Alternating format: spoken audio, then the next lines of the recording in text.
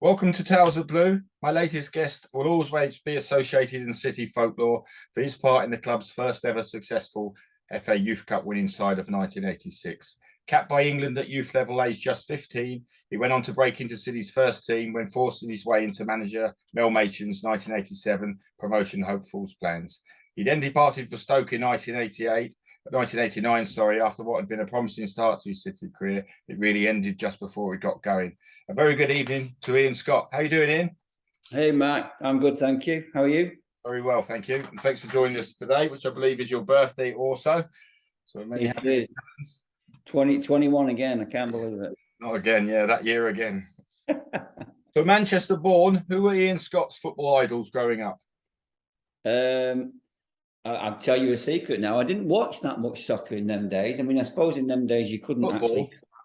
Oh, sorry. Yeah, you have to keep reminding me that. That's the one word I can't get out of my mind living over here. We didn't have much access to football, I suppose, in them days. So unless you went to live games, which I didn't do much of, really, it wasn't something I was passionate about, actually. I'd rather just played it. But when I did see them, Glenn Hoddle was an idol of mine, and probably Diego Maradona was another one as well. So they were the guys that I looked up to. So what was your route to becoming part of the City's YTS apprentice scheme? How did you find your way to Main Road?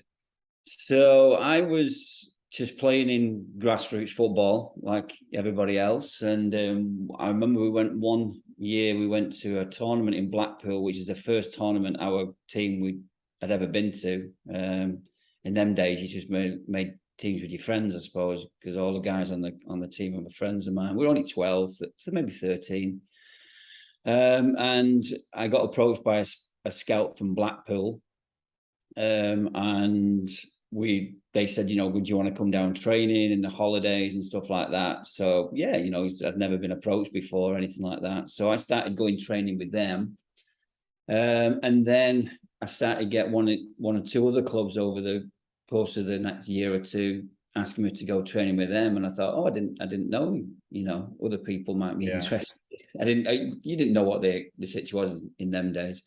And then a guy called Eric Mullender, one Saturday morning when I was playing for Bury's town team, came over and approached my mum and dad, and it went from there, really. Eric was a really great guy, still is, and we just connected, and I went to Blackpool and asked them, could I be released? I'd realised by then it was nothing I was going to do was going to go and live away from home at that stage. It wasn't for me. Yeah.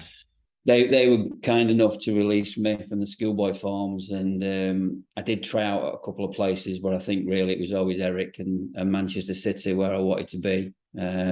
And then obviously meeting Tony Buck and Glyn Pardo, and that was it. I used to go down training on a Thursday night with them, and then we started the Sunday team. I think it was maybe Blue Star or Midas, it was called in them days.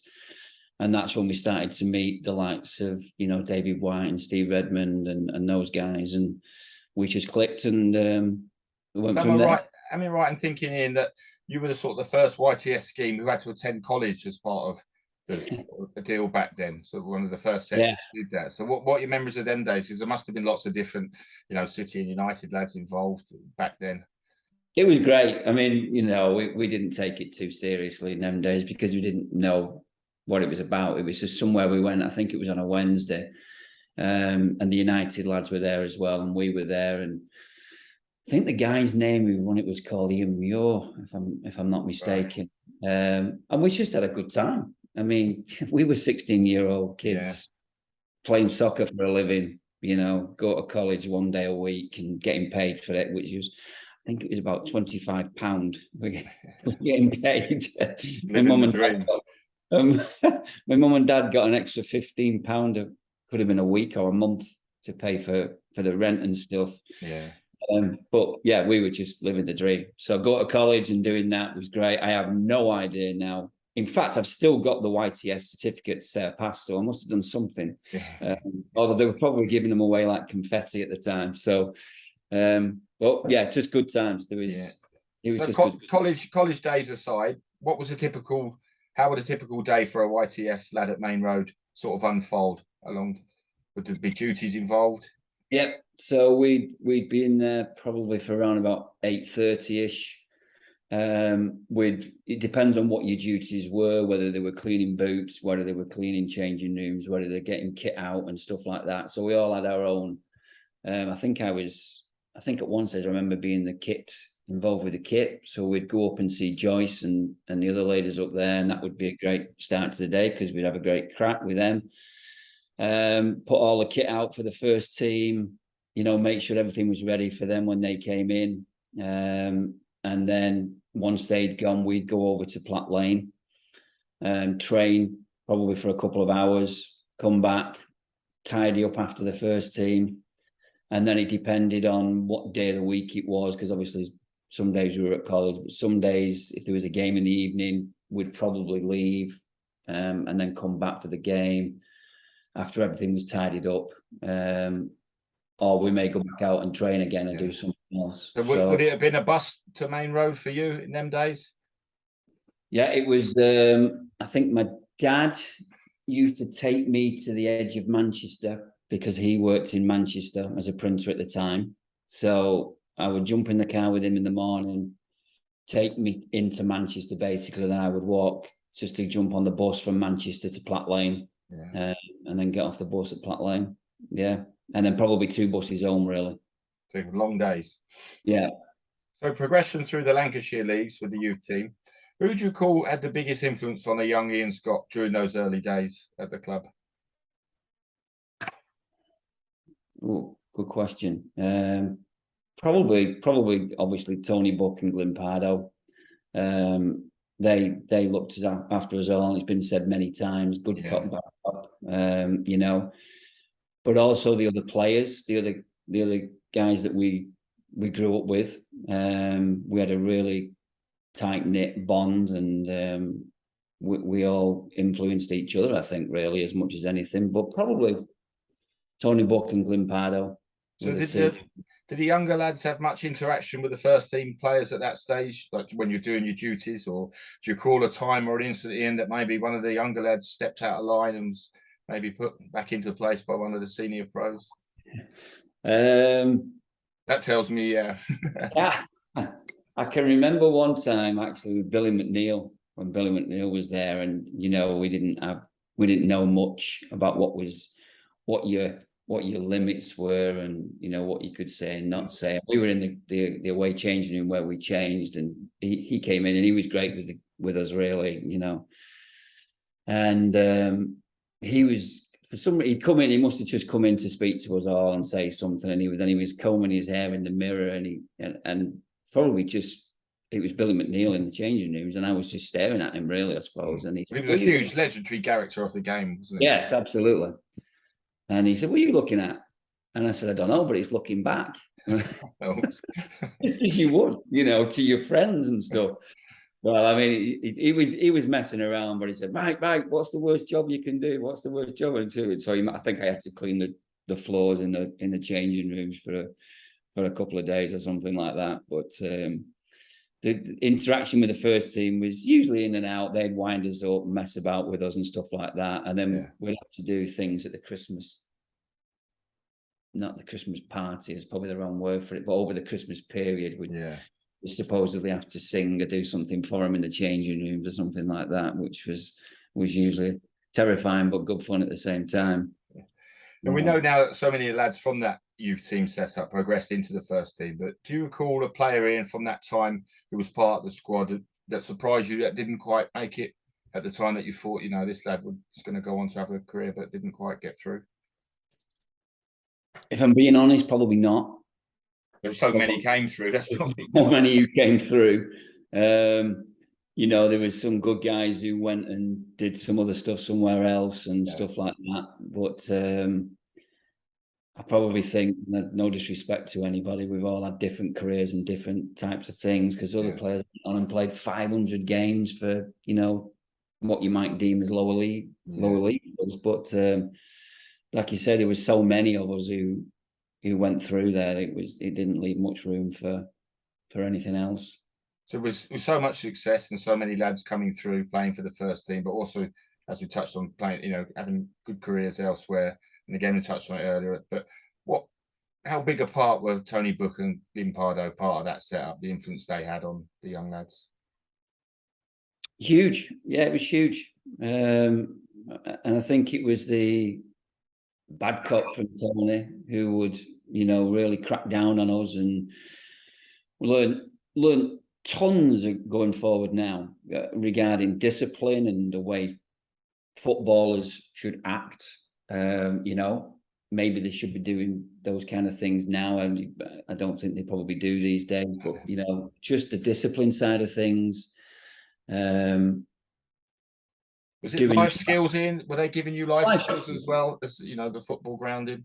Yeah, probably didn't realise it at the time, but looking back now, and over the years, life skills that we've took, that I took on when I started coaching and talking with young players, and even when I went into coach educating, it was those life skills and the little things about, turning up at the right time, giving 100% all the time, wearing the right equipment, making sure you look right, and just those life skills that you can cross along multitude of jobs and things that you're doing in life. Fantastic guys and characters for sure. Yeah.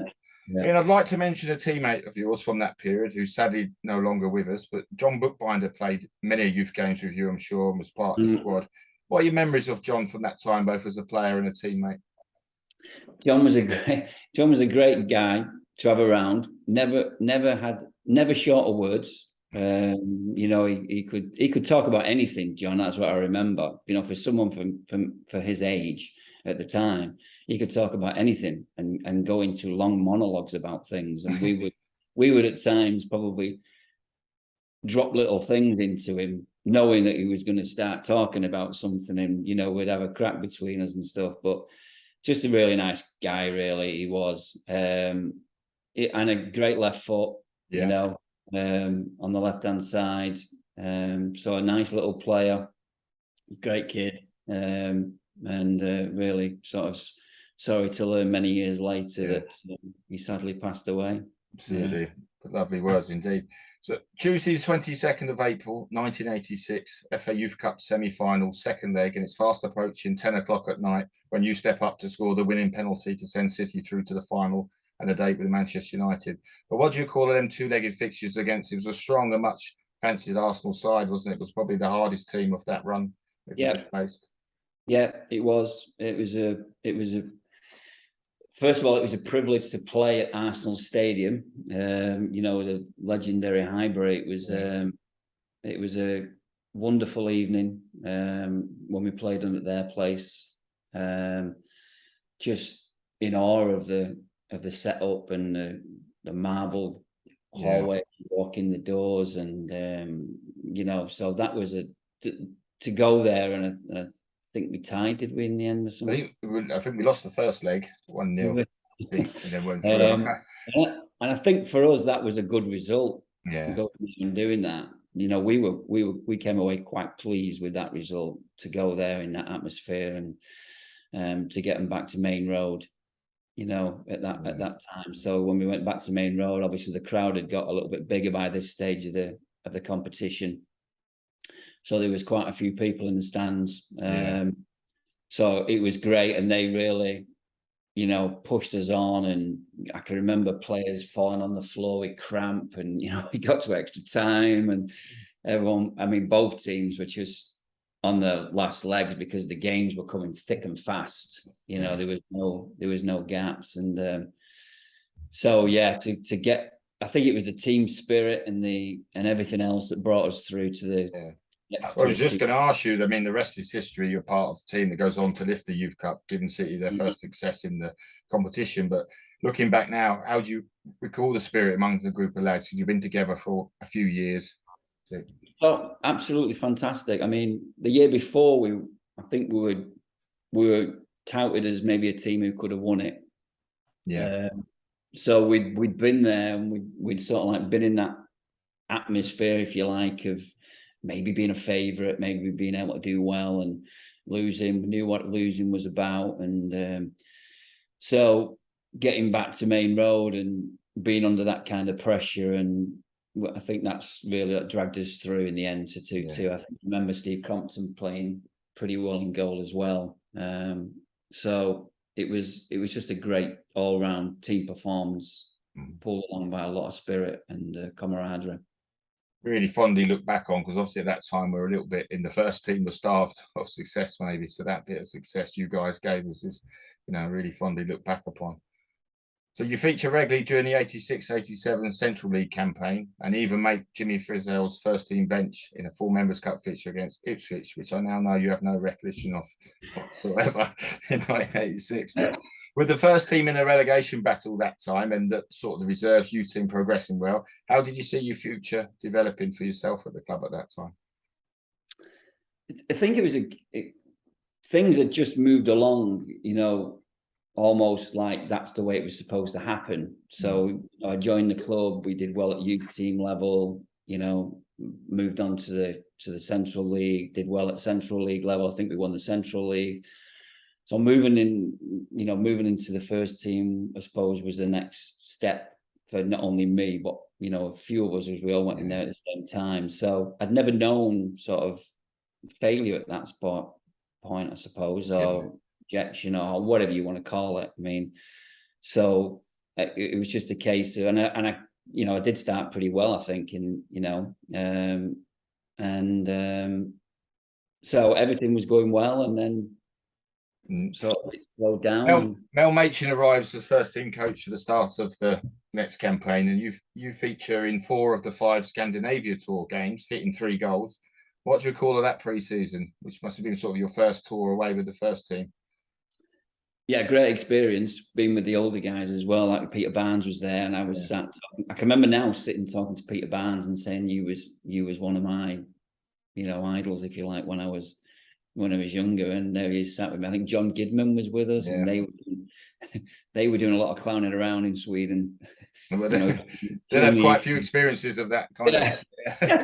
So it was fun being with all the older. Neil McNabb, funny, they were the funny times that we had, and on that tour. I remember Mark Seagraves, and I think the game was videoed, and we watched it afterwards on the bus, and I don't know how we got it back so quickly, or whether it was a day or two later or something like that, but we were winning. I don't know when it may have been like 10-0 or something, like 10-0, and he got a chance. The ball, I think, was actually on the goal line, in between the posts, and he swung messing around to smash it in as hard as he could, and he actually miskicked it, and it rolled along the line out of the goal. And we didn't let him forget it for afterwards. But that was the thing that's always stuck in my mind about that tour, that Mark Seagraves missed. It was funny. So you obviously impressed the new manager as you made a main round debut on the opening day of the season, a 2-1 victory over Plymouth. When did you find out you'd be starting that game for the start of the season?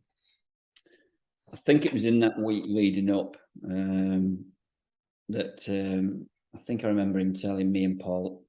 Was Paul Lake in that team, or was it a different time? But I remember him telling us the week leading up to the game that we were going to be involved. Yeah. So you go on to start sort of the first 8 or 9 games that season. It's going well, and you seem to just sort of fall out the first team picture and then drift in and out for the rest of the season. That 87. What was the reasons for that after such a sort of promising start? So, I mean, we'll never know, to be honest with you. I think I got man of the match against. We played Sheffield United. This sort of time period stands out a little bit. I'd scored a couple of goals, and I got man of the match. We played Sheffield United. We got beat, I think, 3-1 or 3-2 against Sheffield United, and I got man of the match, which doesn't mean a lot when it's coming from the sponsors, I suppose. I'm allowed to say that. So, and then in the midweek, Mel Machin decided to try a new formation with the reserves. So we put all the first team basically in the reserves, but I was ill. I couldn't play. So they played this new formation that he wanted to try out the week after, and they won. And then the week after, they played that team with that formation, and they got beat. So I thought, okay, so hopefully then next week I'll be back in, sort of thing. They've got beat. He's tried this new formation, and then he stuck with it the week after, and I think they won. And then they went on a little run of winning some games, and basically, I never got back in after that, to be honest with you. I was in and out. He wasn't favourable to me when I spoke to him. So yeah, still don't know to this day really what transpired, or whether I did something he didn't like or something. I'm not sure, but yeah, that was that.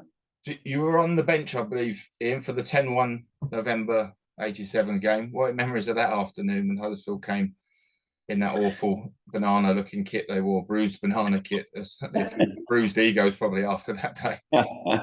I remember me and Ian Brightwell sitting on the bench singing, "We want 10, we want 10, we want 10." It was just one of those bizarre times. Yeah, it's a real game. Yeah, they just kept scoring and scoring and scoring, and me and Ian Brightwell were giggling and laughing, and it was just weird. So it was just a weird experience, really. So you featured just 3 more times for the club during the 88-89 season, with the last being a 2-1 defeat away to Brighton in April. Had it been clear to you that you were no longer in the manager's plans and you'd possibly be moving on, or was no explanation given? Yeah, I mean, by that stage, I was asked, I wanted to leave. He wasn't going to play me. He told me he was going to mess me around as much as he could. So he wasn't going to play me, so I was wanting to leave. And then I think I'd gone away on holiday right at the start of that right at the start of the season ending. Yeah. And I heard that Stoke City wanted to talk to me. So I think I met Mick Mills at the airport on my way home.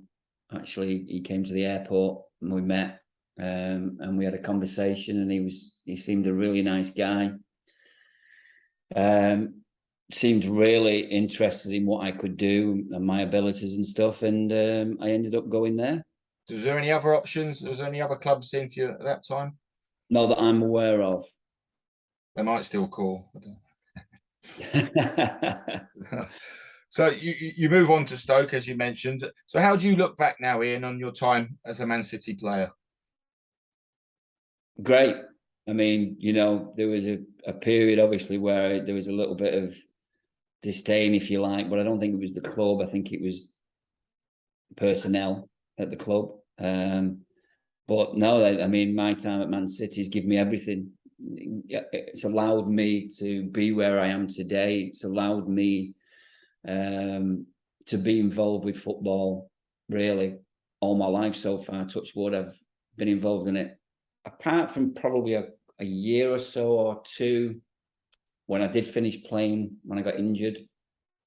Other than that, it's opened doors for me, and allowed me to live the life I'm living. So I'm forever grateful to Manchester City, and grateful to the people I met there, grateful to the times I had there, and feel, whether you've played one game or 500 games, you do something that millions and millions of other people would love to do, but absolutely, have not done. So it's been a pleasure being involved with the club.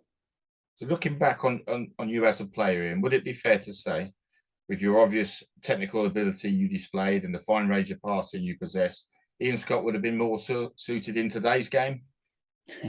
Without blowing my own trumpet, yeah, I think I might have been all right in today's game. You could certainly play, couldn't you? So. Appreciate that, but yeah, I think I would have been better suited to today's game than what I was in 1986 to 1992 or whatever it was.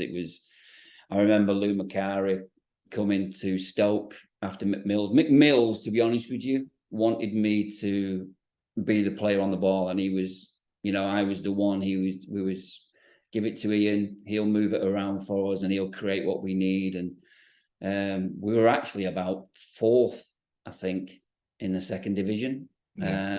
But because he'd been there a long while, they just chopped him off, and they brought in Lou McCart. Was it Alan Ball or Lou McCart? I can't remember which one it was. It was Alan Ball. Right. And Alan Ball just wanted you to run up and down all day long. And then Lou McCarry was the same, just run up and down all day long and, tackle your own grandma. And it wasn't what my game was. So as me being the player who was a passer and a creator was always the first one to be left out if things weren't going well, unfortunately. But I suppose a long-winded answer to your question was I'd like to think I would be able to play a little bit in today's game. Yeah, absolutely. So what's your opinion of today's Manchester City as a team and as a club in general? Absolutely 5-star. I mean, the way to start with the owners, because I was back in July, we brought a group over from the US. So I was back there in July, and lucky enough, we got invited to play at the training complex. The staff there were fantastic. Everyone made you feel welcome. The young guys there that were players, very, very respectful. But the owners have built the club in a really good way. Developed, the whole area. They've not just come in and neglected everybody. They've come in, they've took hold of the area, they've redeveloped it. They've, all that kind of stuff is just second to none. Yeah. And the way the team plays now and Pep Guardiola and stuff is just, as everybody knows, and there's not enough superlatives to, they just, it's a pleasure for me because I can use them as a coaching tool over here. You go and watch City play, go and watch our right back plays, or the biggest thing is he gives them just 100% confidence to go and play. Mm-hmm. That, and that's something that we need to try and instill in young players all the time. Go and make mistakes and learn from those mistakes. And you can tell it's just the players are just full of themselves, just full of confidence. And it's a pleasure to watch them play. It really is. So what's Ian Scott of 2022 up to? So I now live in the USA. I've been here 10 years in January 23. I came over here as they like the titles. Basically, over here, grassroots football is like grassroots football in England, but they have what they call directors of coaching or directors of soccer who look after the club. So I look after the players, I look after the coaches, I look after the parents, make sure everything's done right, make sure the coaches are trained in the right way. Basically, like a academy director in the UK at City or United or wherever. So I do that, which again is privilege to be able to do. I'm involved with working with young people and developing them as young people. So that's been a privilege to be able to do that and try and influence some young people to better themselves through football, really. Fantastic. Ian, it's been an absolute pleasure to share your City memories. I appreciate you taking the time to join us on Tales of Blue this evening, and we wish you all the very, very best. Thanks for reaching out, Mark. Appreciate you thinking of an old man. Thank you.